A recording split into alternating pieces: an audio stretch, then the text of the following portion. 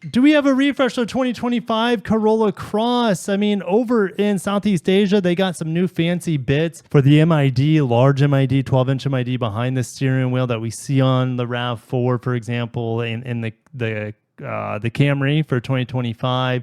It also got some different styling on the front, some new fancy headlights. Are we going to see those updates for our 2025 Corolla Cross here in the United States?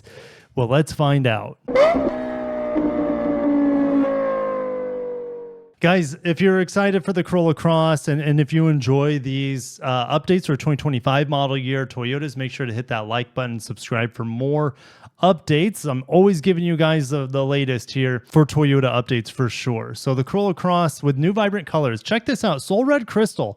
Well, that's ringing a bell. And this is an exclusive color to the Corolla Cross for 2025. Can come with two-tone on the XSE and the SE models. And I think you can get it on the all-wheel drive models on the gas as well. But it's the exact same Soul Red Crystal metallic that we see from Mazda. Mazda CX-50 is made in the Huntsville, Alabama plant as well as the Corolla Cross. So this is Mazda's best color, Soul Red Crystal, and it's now coming to the Corolla Cross. No other Toyota can get it. All right. I think that's incredible. I'm very excited for Soul Red Crystal coming to the 2025 Corolla Cross. Now, the hybrid continues on the same 196 horsepower all-wheel drive standard. Front-wheel drive non-hybrid is still a thing, and the all-wheel drive non-hybrid is also still a thing with the 2-liter with 169 horsepower mated to a CVT. The gas models come with 32 miles per gallon and 42 miles per gallon, therefore, on the hybrid. So we're going to break down the pricing today as well, but what else is new besides getting Soul Red Crystal for the Corolla Cross? Well, let's look. You have matte black mirror caps and shark fin antenna on the L and S grades. All the other grades get glossy black mirror caps and shark fin antenna.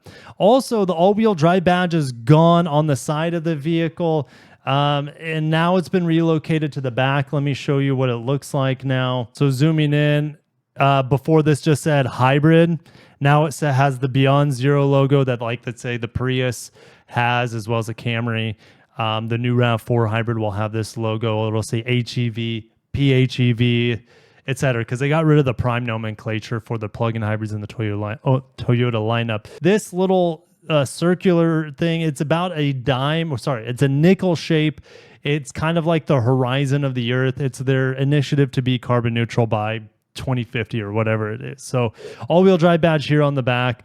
And anytime you see this nickel-sized logo on the back of a Toyota, it's electrified in some shape or form. You're not going to have this little nickel-sized Beyond Zero logo on the non-hybrids, okay? They'll just say all-wheel drive or L, LE, XLE, for example. All right, now that we have the pricing compared to 2024, it only went up about $175. Well, exactly $175 per trim.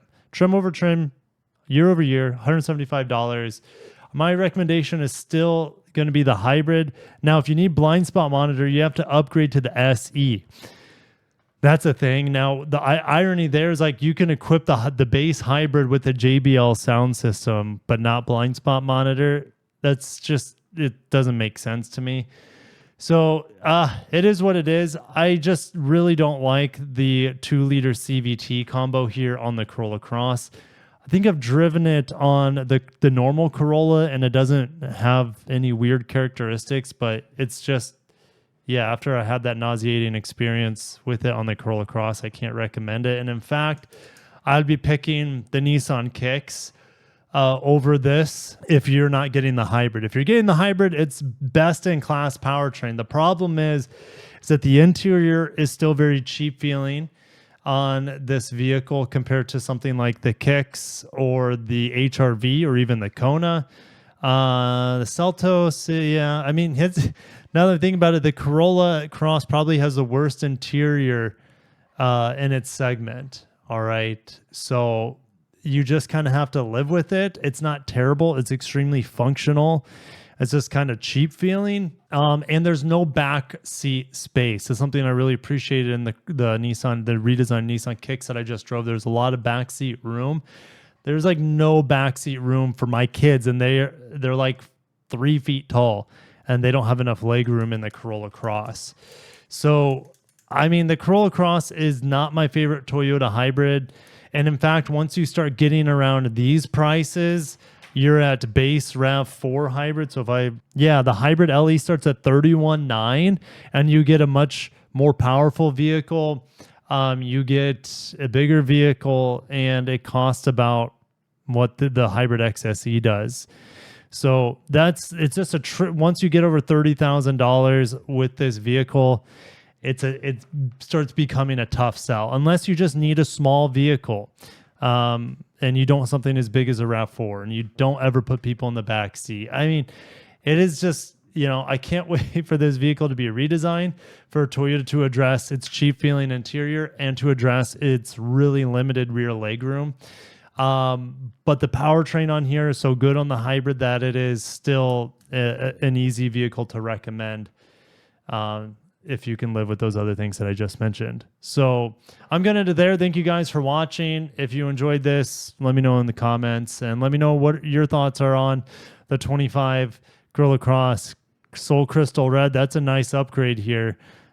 Just getting Mazda's best color, no big deal. I'll catch you in the next one. Peace.